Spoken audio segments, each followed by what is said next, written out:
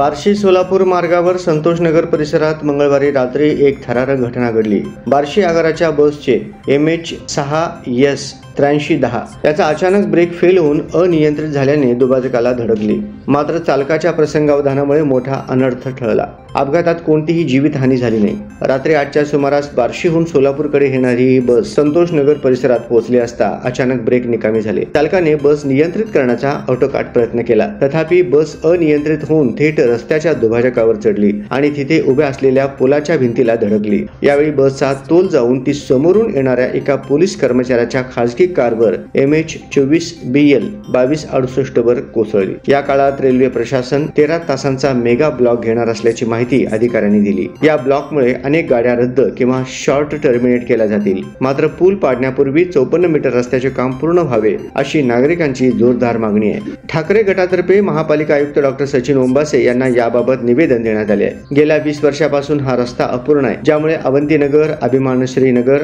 यशनगर, अरविंद धाम, निराळे वस्ती, स्टेशन आणि दमाणी नगर परिसरातील नागरिकांना प्रचंड त्रास सहन करावा लागत आहे। रेल्वे पुलाचे पाडकाम सुरू होताच संपूर्ण सोलापूरच्या मध्यवर्ती वाहतूक व्यवस्थेवर ताण येणार आहे। मरियाई चौक व भैया चौक परिसरात वाहनांची मोठी गर्दी होईल। CNS हॉस्पिटल जवळचा मार्ग अद्याप अपूर्ण असल्याने पर्यायी रस्ता ठप्प। दमाणी नगर परिसरात 54 मीटर रस्ता अपूर्ण असल्याने वाहतुकीचा दबाव दुप्पट वाढेल। नवीन पूल होणार आधुनिक तंत्रज्ञानावर।